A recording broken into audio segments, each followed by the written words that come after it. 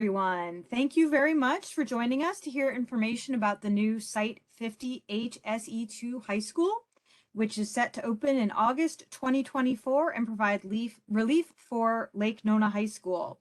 A few housekeeping notes about how this meeting is going to work tonight. Attendees are automatically muted with cameras off. Please use the Q&A tool to ask questions. You can ask questions at any time during the meeting from now on in. But we may not get to address them until the Q&A portion at the end, so do hang on till after the presentation. The chat is available as a backup, but I won't be checking it as often, so it's better if you can use the Q&A tool if you can find it. Jose, if you could advance the slide, please. Okay, and apparently it's locked.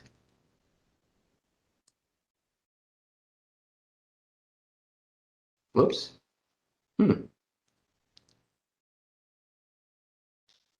Looks like we need to go back to that slideshow view. Yes. So while you're working on that, I'll there we let go. people know. There we go. That sounds good. Okay. So we do have online with us today a wide variety of panelists who are going to be able to answer questions. I'll be introducing them shortly. If you do have any technical issues with WebEx, please reach out to their support team at 1-866-229-3239, extension 2 and extension 1. Jose, could you advance the slide? That phone number has been added into the chat. This meeting is being recorded. It'll be posted tomorrow on the OCPS Facilities Communications YouTube page, and it'll be sent out as a link to anyone who registered for this meeting. The presentation slides have actually already been posted. They're online at facilities.ocps.net, and they're also on board member Johanna Lopez's page at www.ocps.net under school board, and then you choose her name. So they're there also. So before we get started, when the architect is going to talk about the latest design, let's turn to your District 2 board member, Johanna Lopez, for some opening remarks. Good evening, Lake Nona families. Welcome to the 50 HSE2 60% Design Community Meeting. Tonight, we get to see the floor plans for the new high school for the first time. So I am pretty excited. So just wait till the end so we can answer any questions that we have. And thank you for coming tonight, or to be virtually, or to be with us virtually. Thank you so much. Thank you, Board Member Lopez. Okay, so let me introduce who we have on the call tonight. So I'm Lauren Roth. I'm the Senior Manager for Facilities Communications. Let me see if we have a representative on from the learning community. Yes, we do. Todd Trimble is on. He is the Executive Area Director for the High School Division, which, you know, is over all of our high schools here in the district. The architect for this project is Ziskovich. And we have from Ziskovich, Jose Murguido, who you're going to be hearing a lot from. And we also have on the call Michael Erling and Don Hetzer from Ziskovich, and they've been part of this project. The construction manager, and so that's the company that's actually going to do the building, is Core Construction.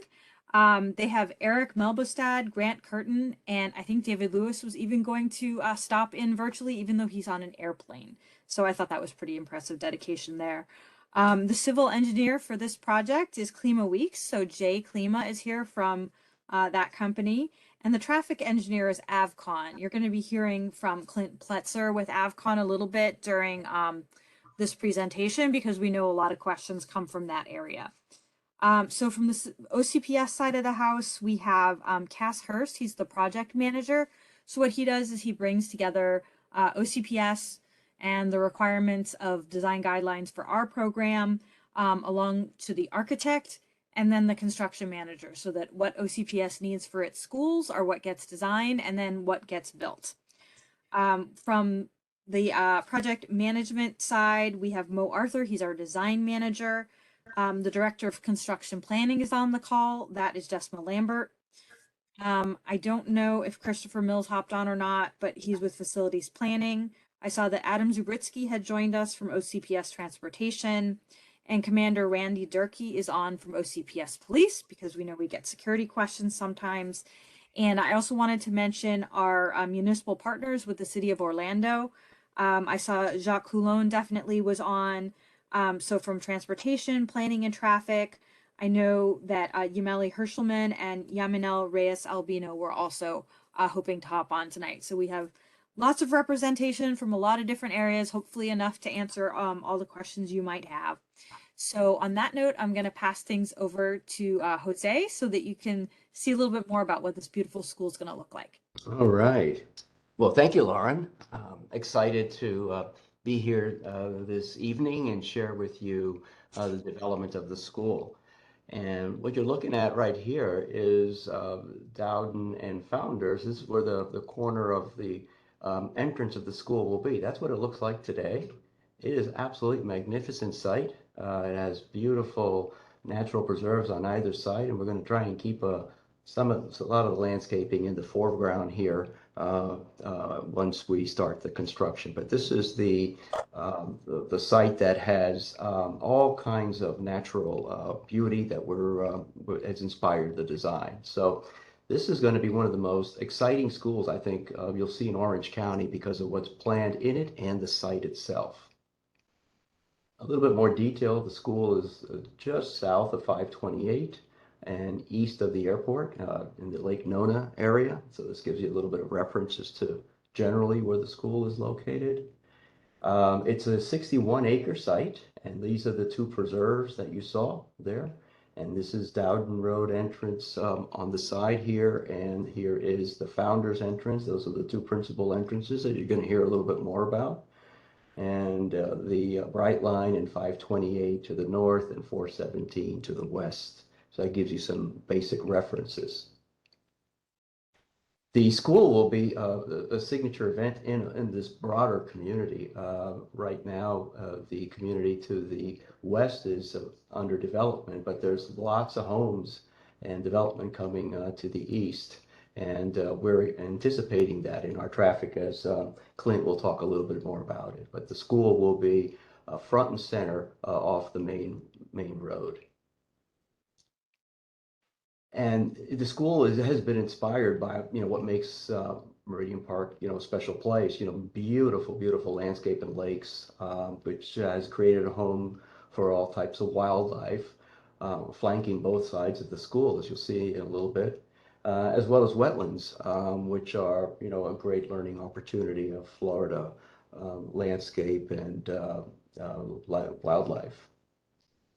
It's a generously sized school, so there's plenty of capacity for the growing community. As I mentioned, it's 61.5 acres.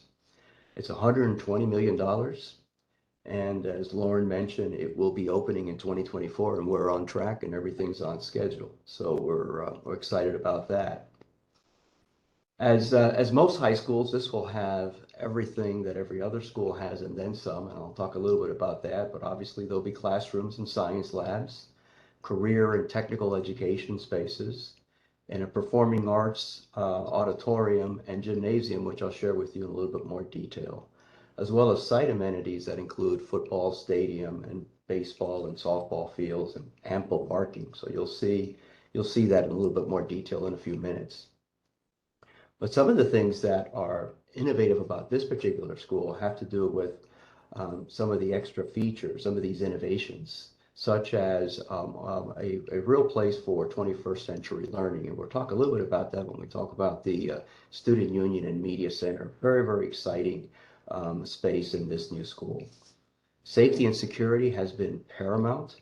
And the way that we've designed the school with the single point of entrance and secure perimeters, and you'll hear a little bit about that later on. It's also a very sustainable school. It'll be one of the first high performance schools in the district, meaning that it'll have a high performance membrane on the outside to minimize the amount of exfiltration loss. And health and wellness has been a major consideration for air filtration, light and views. And we'll talk a little bit about that, as well as how the design accommodates and invites kids to the outdoors to enjoy the beautiful site. Community-based school as well. There'll be a lot of opportunities for evening and after hours uses for many of the amenities you'll see in a minute, as well as technically saturated school. It's got Wi-Fi throughout, and we're going to talk a little bit about the technology that is in all of the classrooms, as well as providing kids with hands-on, real-world experience in the career academies. And these would be pretty much totally defined by the time the new principal is assigned, which is about a year before the school opens. But we do have, I'll show you where they're going to be located. Now, I got to thank a lot of you who participated in many of the other community meetings, especially in the survey, which was really a guiding force as to how the building has been designed. And what this word diagram shows here is generally the main ideas that resonated from the community response. I mean, creating a courtyard and a place for the students to feel like a community was important. Having opportunities for collaboration, students working together with hands-on projects resonated and was important. Sustainability was another driving factor. Assembly areas and also community use to those assembly areas and helping students with their technology. So these were all ideas that came about in the surveys that we did. And again, very grateful for the participation and all the great thoughts. And here's how they made their way into the school. So the layout of the school, in fact, has been configured to create a courtyard. And you'll see it a little bit more detail when we get into the site plan, but in general, this is a big open space where many of the learning experience could happen within the safety of the courtyard, as well as greet students that come in from the buses and parents. Collaboration, what you mentioned was an important component, and thereby we've provided that in the student union, as well as in many of the career and technical education labs, and a number of little alcoves and niches throughout the school so students could have an opportunity to compare notes and collaborate on class questions and things like that. So it'll have a lot of spontaneity that way. Sustainability has been important in the development of the systems of the building. We have, as I mentioned previously, a high performance membrane on the building. We also have an agricultural program with a greenhouse, and that has also shaped how we've landscaped and the site. So we have low water requiring landscaping. So sustainability has been an important component. Even the placement of the building and how we've oriented the windows have been driven by that goal. It'll have some major assembly spaces, an auditorium, a gymnasium, a media center, a student union, a dining commons. All of these spaces are intended to create community, and many of them will be open for evenings and after hours uses. Now, site circulation, Clint will talk a little bit more about that, but in general, that was a major driver as to how the site is designed and oriented. Well, we have generous queues that we'll talk a little bit more about for parents, and generous queues for buses to minimize as much as possible disruption to community traffic. The lunch will be special here because we have a commons right in the middle, the heart of the school, and that commons will be, of course, the cafeteria, but it'll also be a place where students can have other activities there, like cheerleading and all types of things. It'll have an extra high ceiling, and it will have lots of opportunities for extracurricular, but it'll also have a few cafes, one in the student union and one that opens directly to the outside. So students have more than one choice for their dining experience. And we know that we all need help, especially I do, but as far as technology is concerned, so the media center and student union will have a help desk to help students with their technology and software issues. So that'll be built in. We'll have kind of our own genius bar in this student union. And as I mentioned before, the community use is important not only for after hours, but in case of emergencies. So we have a hurricane shelter planned in the gymnasium for community use. So those are all of the things that really came about as a result of the great input that we had from the community members. And here's how it lays out on the site. It's a 61-acre parcel. And when I showed you the video in the beginning, it was from this corner. So the school is prominent in this corner. It's the signature entrance of the school, and that'll be the principal pedestrian entrance of the school. It's a parent drop-off zone here. Clint will talk a little bit more about how all the traffic works, but this is the courtyard I had mentioned before. And this building 100 will house all of the classroom, dining, and student union / media center. And building 200 will be the auditorium, performing arts program, and gymnasium athletic amenities in this area here. The courtyard opens to the north, where our bus drop-off will allow students to come in, and students from the parking lot will come in this way. So they all gather here and go into the dining room that you see in a moment. The fields are all the required fields for high schools. So we have our stadium located on the north end of the field here. Our practice fields here, tennis as well, basketball courts, and softball and baseball fields with our concession stand strategically located in the center there. So it's a school that has rich amenities as far as athletics are concerned, but it also is flanked by two existing native wetlands, which will provide opportunities for interpretive experiences for kids in biology and environmental sciences. In fact, there's a little connector on the north end of the site here where the flow of the water provides a healthy natural environment for both of these wetlands. So we've been careful about that. And this area here to the north is the retention area, as well as a sound wall here, where the Brightline train will be off to the north. So that kind of gives you, in general terms, how the school works. But I'm going to turn it over to Clint now, who is going to tell you a little bit about how the traffic works in greater detail. Thanks, Jose. We all know that new schools bring a lot of traffic, and OCPS is prepared for that. We have done a preliminary traffic impact analysis, and one of the busiest intersections is going to be the Founder Street Dowden Road intersection. The analysis has determined that a full traffic signal is going to be instituted at this intersection. And one of the big improvements is going to be for that northbound left turn from Dowden Road onto Founder Street.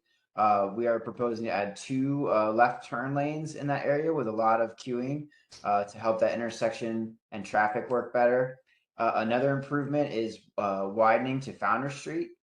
So right now it's a 2-lane road. It's going to be widened to provide 2 westbound lanes and 2 eastbound. And that westbound lane is going to it'd be an auxiliary right turn lane all the way from Dowden Road to the student entry that Jose is highlighting. So that's going to provide a lot of stacking so that cars can get into the site, and there's limited disruptions to the surrounding traffic. Also, as Jose mentioned, there's a lot of room inside the site to queue so that we can get those cars off of the neighborhood streets and into the site. And again, just trying our best to limit the traffic impacts to the surrounding neighborhoods. So you see that main student entry that's on Founder Street. That's where all the students and parents will come in. That's the busiest one. There is also an entrance to the site on Dowden Road at the north end of the site, and that's going to be for the buses and for the faculty.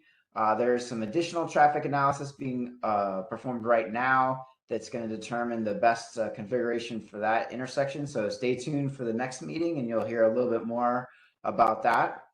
Also, we wanted to mention, and this came up at the previous meeting, but in case you weren't there, we did investigate trying to bring all the traffic, and that's the students, parents, bus, and faculty off of Dowden or into the site off of Dowden Road so that we didn't have to utilize Founders, but we found that just the traffic that bringing all the cars into one spot created too much gridlock that was unacceptable to the traffic for those not going to school. And so that's why we have 2 entrances right there where Jose is pointing out. That's Dowden Road entrance for the bus and the faculty, and then the higher traffic entrance for the student entry is on Founders Road, which is being widened. And I believe Jose is going to highlight a little bit more of the pedestrian access. All right, well, thank you, Clint. Now, we know that this is a walk-up community and there's wonderful bike lanes and paths, as I mentioned earlier in the presentation. So we anticipate that this will be the main pedestrian entrance in here. Most of the kids are be coming in, we believe, from the south. They're going to be coming westbound from the community in this area here. Then, of course, also making their way west from the communities that have yet to be built to the east. So this will be the principal entrance, and they'll go right into the school in this area here. If you happen to be living in the western side of town, you would come in this way, and we want to discourage any kind of crossing of this road here due to the traffic that Clint talked about. So there's a path that leads you in here and a bike parking in this area, and those kids will be able to come in to the courtyard this way in here.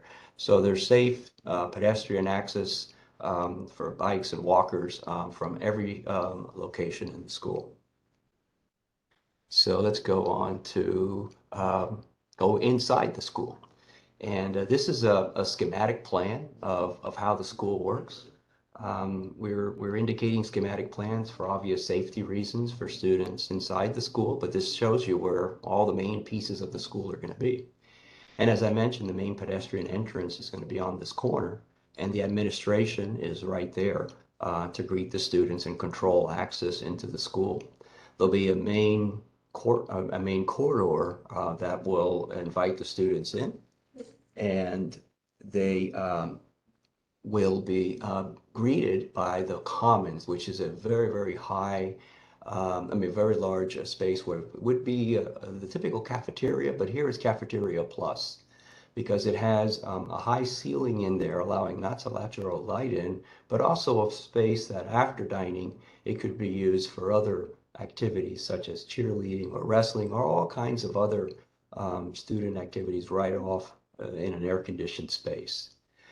Flanking both sides of that are the classrooms and the career and technical education, as well as a culinary arts lab in this area here for obvious reasons right off the dining room. And this culinary arts lab here will also have an opportunity of servicing the courtyard. So kids here will be able to learn kind of cafe experiences as well as a dining experience. The kitchen is tucked away on the north end of the building here, discreetly behind this area. And the other career technical labs are on the opposite side of the commons. And here we'll have lots of flexible labs. A CCTV lab is located here, engineering labs and flexible labs. As I mentioned before, the principal will fine tune that when they come on, but all the spaces are anticipated to be in this area.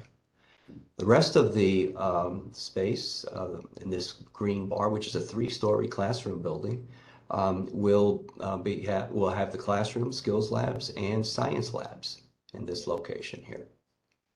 They have beautiful views to the courtyard, beautiful views to the community to the south, as well as to the west in this area here. So all natural lighting, all of the classrooms around this the school. We also have the art lab and ROTC off the courtyard, and that also allows them, just like the culinary arts, to have experiences and outdoor learning in the courtyard area. ROTC as well could be doing their formations and marching, as well as our agricultural lab in this area here, for obvious reasons, next to the environmental area, and have greenscape here for plantings. The second building is the Auditorium and Performing Arts building, and there'll be dance and piano labs as well as our band in this location. And it'll have a separate entrance here for evening and after hours use. So this parking lot will be able to host community events. And then during the school day, the kids will access it from this area here. So in both modes, it'll be safe and secure. The gymnasium also is the same way. It has a lobby and after hours entrance here. And during the course of the day, the students will access it this way. And they have their training rooms and exercise and weight rooms off the back and locker rooms in this area here. So it's a courtyard school as inspired by the original survey comments that we got from the community at the first meetings. The classroom building is a three-story building. So it's an efficient stack of the classrooms below, and the science labs are located in the center here. But it will have this really wonderful student union space, which will have, I'll show you some pictures of what it looks like. It'll have a lot of natural lighting coming in from this direction. And incidentally, there's a beautiful lake just across Dowden in this area here. We'll have wonderful sunrises in that area, and it also looks down into the commons area. So this will really be the heart and a spectacular space for the students. A real treat to be in this area. Very excited about what that's going to look like. And it has an extra high ceiling. So I'll show you a little bit of what that feels like in a minute with some of the pictures. And then the rest of the classrooms are on the third story in this area here, again, with the science labs at the core. So what's it feel like to come to this school? Well, it's a school that has everything you would expect, but then some. Obviously, the administration area, but here's the media center that I mentioned, the student union space, and this is kind of the spirit of the space that we're trying to capture. A space that has lots of natural lighting, space that allows students to read casually or also do their projects. It'll be technology rich. And it'll be a space that is encouraging all types of different activities in addition to conventional reading of books. So we think this is going to be, a real treat. There'll be the help desk and the Genius Bar in here as well. So that's something that's novel and new to the school. And just immediately outside of it is the commons. This is this commons area, which, as I mentioned previously, it'll have an extra high ceiling in here for accommodating other activities beyond dining. And it also will invite you out to the courtyard. And there'll be dining options off these little cafes that will have grab and goes or courtyard dining on the other side. So that will be a real treat. And after the dining, it is a space that will be available for projects, for learning, for reading, cheerleading, or any other kind of activity that the school will invent. So it's a really Swiss Army knife space. Now, these classrooms and flex studios are technology-rich spaces. They have all of the standard equipment that you will find in your science labs, and these are technology skills labs, so that's throughout the school, the classroom, the three-story classroom building. And it has a wonderful auditorium, 851 seats in it, and it's been acoustically tuned. We're really excited about this space. And it'll be surrounded by band, vocal, orchestra, piano, and dance room, so it'll have a rich complement of arts. And not to be left behind, the gymnasium will be just a fabulous space as well. It'll have a championship courts. It'll have weight rooms, wrestling, and of course the locker rooms. And this kind of gives you a flavor for what's being planned for the training and weight room area. Now, just outside the gym, we'll have a stadium, the football field, and a rubberized track area, as well as practice fields. One of the things that the three-story school allowed us to do is to generate lots of open space, the courtyard, and also 2 practice fields. So that will be a nice open space immediately outside the gymnasium. We also have a full regulation baseball field, and of course a full regulation softball field as well. Tennis courts, basketball courts, as I showed on the site plan. So any kind of athletic amenity that you would expect to find in high school, it's provided here, as well as generous parking spaces, 975 spaces. Well, one of the things I wanted to mention is that the ag program has a greenhouse as well. So that's going to be a nice amenity there for that career and technical education area.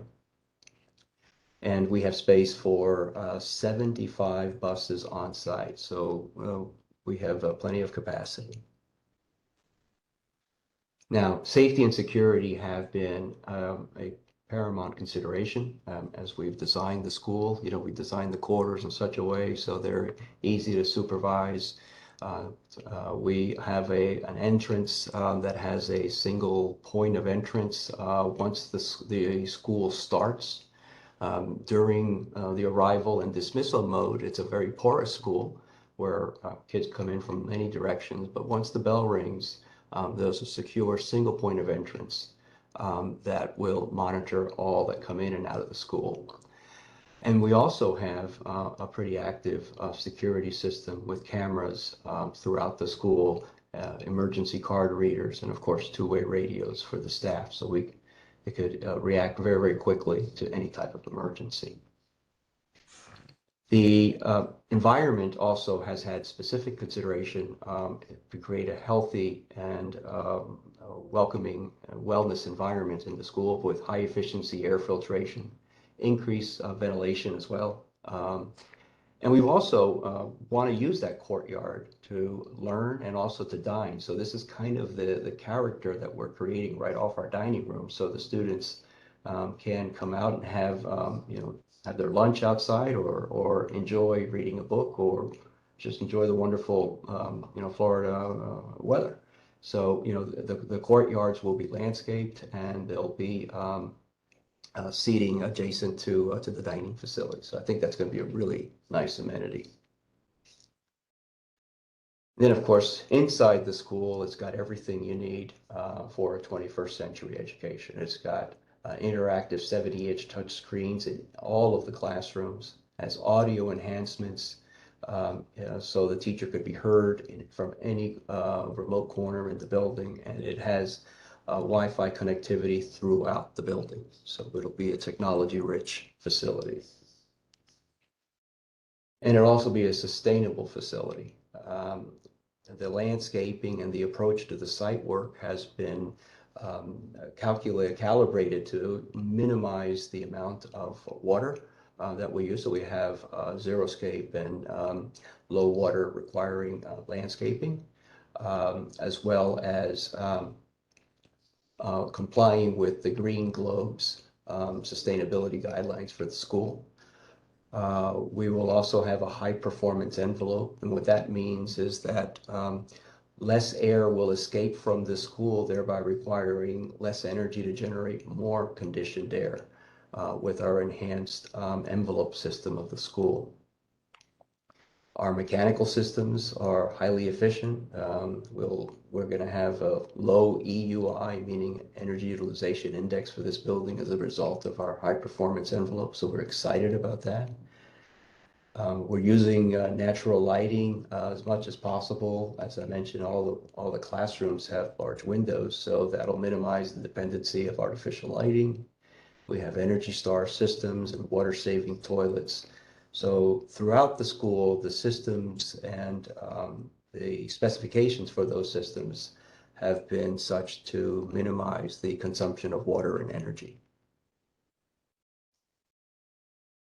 And all that is going to happen by August 2024. So here's where we are right now. We are 60% with the design process. But you're going to see it I think by the beginning of August, you'll start seeing a lot of site work there. We're going to have an initial site work package while we're wrapping up the design drawings of the project. And that'll prepare the site for the construction of the school, which would be beginning approximately January of 2023. And with our great construction partner, we'll be able to have it completed by May and then have several months to move in and get everybody used to their new home. So we're very, very excited about this day. And right now, the good news is everything is on track. We're on schedule. and ready to take any questions. Okay, thank you, Jose. If you could move ahead one more slide so that people who might have joined us a little bit later can see how to ask a question. We've had some great questions already rolling in, so I'll be able to start while people are reading this over and seeing how it works. Early on in the meeting, someone asked before this came up how many floors there will be. So there are going to be 3 in the classroom building. There's a question about the science labs and why they're separated onto 2 floors. And, you know, Jose, I know you partially explained that with talking about, you know, being able to preserve green space, but are there additional reasons? Well, the science is actually dispersed on all 3 floors. So All 3, okay. we have it on the ground floor where there's the science suite, if you will, here. There are also science labs on the 2nd and 3rd floors. And the idea behind that is that they're kind of dispersed through the building, so there could be a shared community of science. Because in many of the high schools, they've dispersed all over. And one of the things that the science faculty was asking for is an opportunity for them to collaborate and work together on creating these projects. So with these large science suites do, and there's various types of science labs in here, chemistry, demo labs, and flex labs. And that gives them an opportunity to create all types of innovative ways of showing that curriculum with different pedagogical approaches. So they could have, from seniors to 9th graders have, different experiences, obviously, as the science program gets more sophisticated, the greater the grade level. Okay. Will the baseball and softball fields have lights? And the answer is yes, that the fields will have lighting. It was asked whether the football field will be grass or turf, and we've planned it to be grass. There's a question if there will be a pool for swimming and water polo, and no, that's not a standard for OCPS high schools. And someone followed up and asked, why is that not a standard for OCPS high schools? So Mo, are you able to unmute? Do you mind explaining that, or I can just kind of speak generally?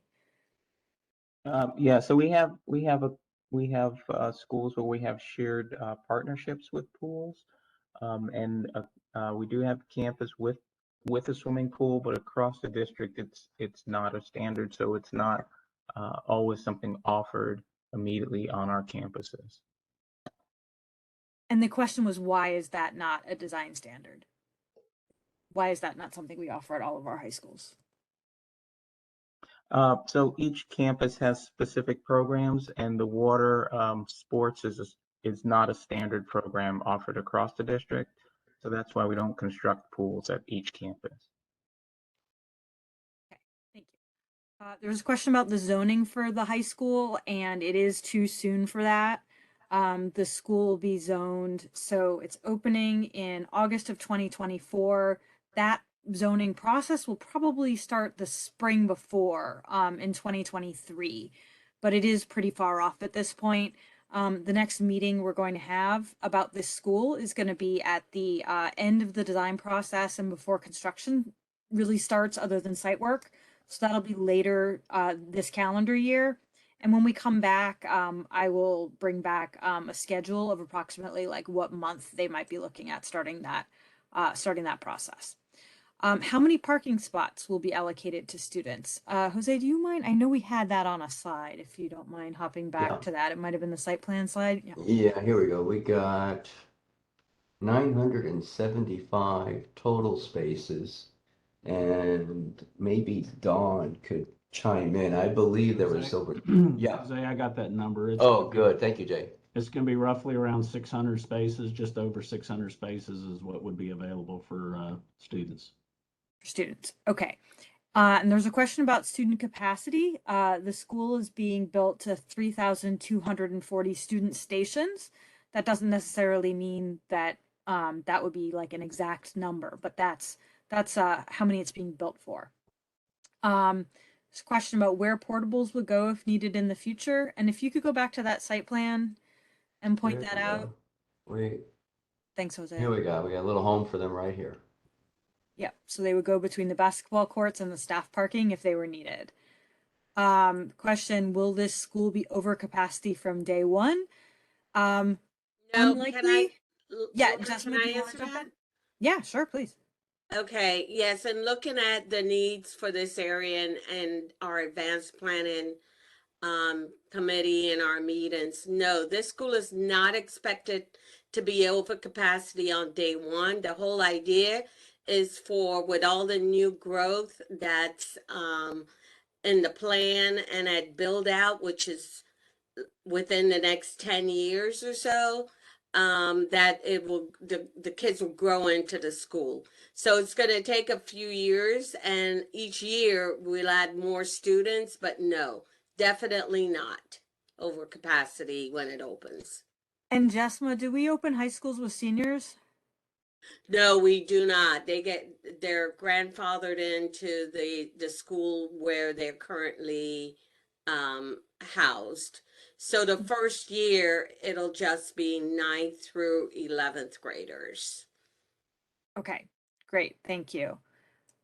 There was a question of, okay, someone wanted to know which schools don't have a water program. I will share my email address into the chat toward the end if you have specific questions like that. And I'd be happy to follow up with you later, but it doesn't pertain directly to this project. So, yeah, I think the question was answered. Why aren't pools standard? We got that. Are there plans to use solar and energy storage? And if not, why? Jose, what are, can you address what we are doing green wise? And maybe I don't know if it would be Mo or Jessma who might want to address. Well, yeah, as far as what we're doing, as far as solar is concerned, one of the things that we're doing to prepare this school for solar is to lower its energy consumption requirement, which is the lower EUI that I had mentioned before.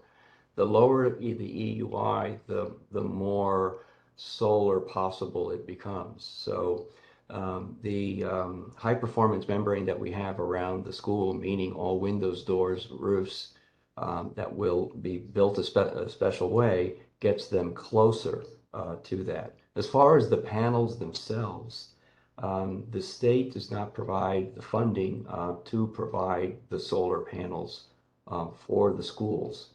There are grants, federal grants that may be out there that have to be applied separately, but they're not part of the school program. There would be these are grants that are available for any commercial building, including homes as well. You homes. So what we've done is we've lowered the energy threshold. We have high efficiency systems. And we're ready for it, but they're not within the construction budget of the school. And Mo or Jessma, would one of you want to talk about where we're going on solar as a district? If not, I can kind of summarize, but okay. We Yeah, are, go ahead, Mo. Mo could talk about what we're doing. Okay. yeah, so we are looking at solar as a, we do have one of our OTC campuses. OTC West will be our first pilot in the district where we're looking at wholesale solar on that campus. And so we'll be able to study the benefits of solar in terms of energy consumption and the payback, looking at that school. So moving forward in the district, we'll have a real life example of solar on one of our campuses, and we can see what those impacts are to our construction budgets and also our energy savings. And as Jose pointed out, these are large buildings. They consume a lot of energy. So the primary task is to lower the energy consumption, because you have to think about a school with over 3,000 students, all the computers, all the lights, the commercial kitchen.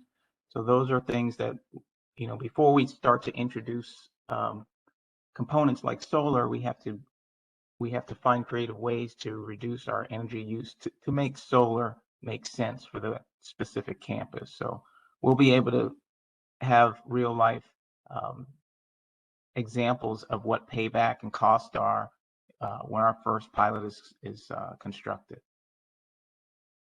Great, thank you. And I believe, Jose, can you click on the site plan so that we can see that? The technical college that Mo mentioned will open with solar panels, opens the same year as this high school. So since, this campus is being made more solar ready, if that's very successful, it could be a possibility for the future. There was a question, okay, you mentioned a sound wall between the school and the Bright Line rail. Is the Bright Line rail expected to be disruptive to this community? Cass, would you be a good one to answer that? Yeah, I'll jump in on that one. We may have mischaracterized that as a sound wall. It's really a security wall. It's a 8-foot tall precast concrete wall. There just to, keep students and trains far apart. The Bright Line train, doesn't have any whistle stops in that area, so it just passes on through, and it's not going to be a disruption to the neighborhood or to the school. Okay, great. Thank you. Question, will the orchestra room be large enough to hold at least 50 students? Past orchestra rooms have been built too small. Can I answer that? I just had a conversation today with someone else in our office. Yes, we realized that the orchestra rooms we've provided in our previous high schools have been smaller. And so we have upsized, we've gone bigger with this one. And I think it's going to be around 2,500 square feet. So much bigger than what we provided in the past. Okay, great. Question, Lake Nona High School has 3,700 students. The school opens 2 years from now. How is it not going to be at capacity the day it is opened? Jasma, do you want to take that or do you want me to take that one? Okay, yes, I'll take this one. So Lake Nona High School has whatever number of students. This school is opening at a capacity much bigger than we typically build. So when the zone is set, you're going to have a split of students that are at Lake Nona High School now going to both to Lake Nona High School and this new high school. The capacity at Lake Nona High School is around 3,000. The capacity at this school is 3,240. So that's well over 6,000 capacity for both schools. So depending on how the zone is constructed, there should be enough capacity for both schools where there's not going to be a need for portables. Okay, great. I think that answers that. Jose, can you just leave it on the site plan? Sure. Let me see if we have any more questions. Panelists, did you guys get any direct questions? Because you can be privately messaged that I might not be able to see. I haven't seen any. Okay. Not for me. Okay. If anybody else has any questions, we have addressed all the questions that have come in. So let's give people just a couple more minutes if they want to drop anything else in. Before we close the meeting out. But at the next meeting, which will be, later end of 2022, we'll be able to, have a little more specific information about when it'll be zoned, but that is a separate process from this one. This is purely about the design and construction, and our student enrollment department does determine the zones, and they have an entire process for that that'll involve community meetings, separate from these construction meetings. How many bikes will the bike racks accommodate? Came in as a question. Seems like bikes are always spilling outside the cages. It's a great question. Do we have 2 different bike racks, Jose? And how many? We do. Okay, 2 different sets? We do have 2 different sets. I'll have to get back to you on the actual capacity of those. I don't know if Jay or Dawn knows the actual capacity. Other than that, we'll just shoot you an email Lauren, and maybe you could get back to the person that asked the question. I don't recall off the top of my head the capacity. Okay. And what I'll do is in a few minutes here, I'm just going to drop my email address into the chat as well as Board Member Lopez's. So if there's anything that, we weren't able to address today, we can follow up with you on it. There's a question about the location. So Jose, do you mind going to like the slide? I think it's the one before this one that shows a little more of the site context. They want us to know if it's at the end of Dowden Road, past Story Park. Okay, let me see where that Not is. the one that's the Meridian Park one, but the one that's further out. That looks kind of like an aerial, I think. Okay, let me see if I can find it. Oh, and someone said the presentation was wonderful, so thank you very much. Okay. Oh, and I did want to mention, after I did the first set of introductions, I saw that Denise Riccio from Orlando Parks and Recreation also did hop onto the call. So I wanted to mention she was here also. Yeah, Is can this you the go back one? one more? This is the one. Okay. So do you know where can someone identify where Story Park is? I don't know if they're on the aerial. Story Park is to the west of the school property. Do you know how far? Story Park is I just would off. say it's just a couple of miles to the west. That's outside the view of this map. It's between Oh, our here. site. Here it There is. you go. Maybe you could see it here. It's this is it's not that far away. Yeah, Story Park is just south on Dowden. So it's the next neighborhood to the south. Oh, okay, down here somewhere. So yeah, Okay. it pretty much starts right at the 417 on Dowden and runs up. Gotcha. Yeah, and Jose, if you just don't mind showing this slide, then the next slide that's a little more zoomed in again, so that people can kind of see how those fit together. Yeah, you can. I believe that line. No, it's not the power line. That's the separator. But yeah, it's just to the south. You can't see it on the image, but.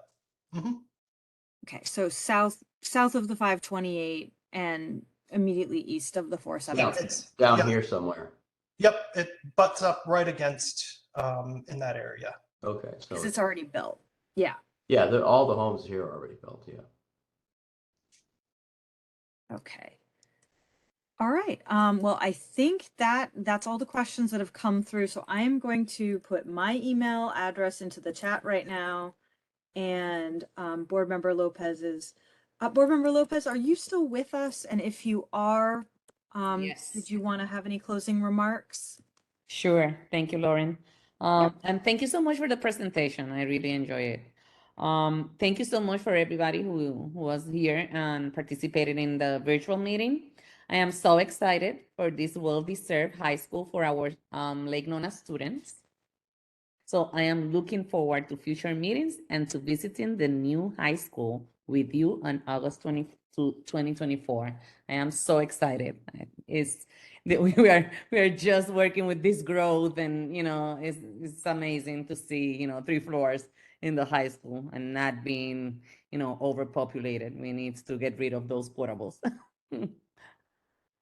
Awesome. All right. Well, fantastic. Everybody who has signed up for this meeting, whether you're watching it live or watching it later, you will be invited to the next community meeting because now we have your information. So look out, for in the last quarter of this calendar year for the next meeting. And if you live anywhere out near this school, you might see some site work starting out there sooner than that. So thanks everyone for joining us. Have a great evening. All right. Thank you, everybody. Thank you. Good evening.